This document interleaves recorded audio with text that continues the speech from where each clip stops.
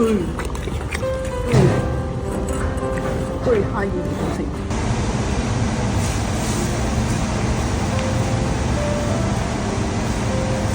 大家好，我係 Mandy 啊。咁咧，我哋陣間咧就會去同我哋嘅其中一隻大熊貓瑩瑩去做一啲嘅日常護理訓練啦。咁咧，我哋就可以咧叫瑩瑩入到嚟呢個訓練籠入邊啦。咁然後去自願咁樣咧去配合我哋一啲嘅護理工作。咁咧，大家可以見到咧呢個訓練籠啦，其實咧會有一啲係可以移動嘅框架啦。咁可以去到配合唔同嘅護理工作，包括陣間會做嘅抽血啦。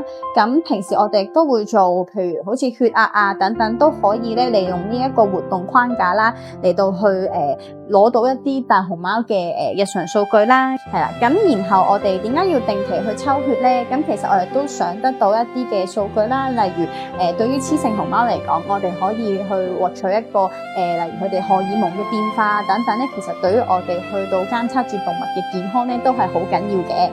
咁而佢哋入到嚟之後啦，其實咧我哋個房間門咧其實係會打開嘅，咁就可以俾動物可以自由選擇究竟佢想留喺個籠啦，或者係入翻去房咧都可以有一個選擇喺度嘅。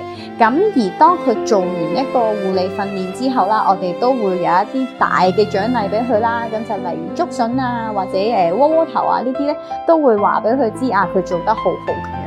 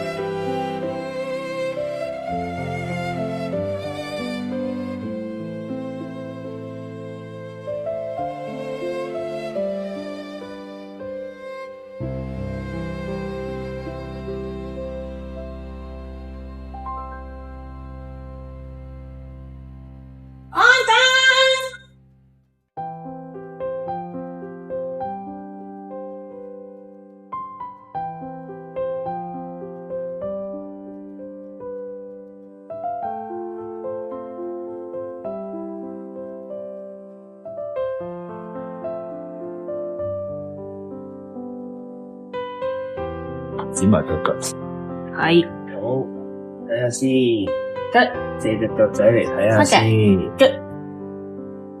哎呀，係喎，好叻喎，好叻喎。搞緊啲啊！搞OK，呢邊唔使剪啦，好睇翻嚟。謝謝你提供腳腳好正。哎呀，好睇下啲指甲仔先。OK 得唔得？摸一摸先。好叻喎，下一隻咧，使唔使收一收先啊？我哋再收一收甲。OK，準備啦。幾好幾好。好叻喎！大家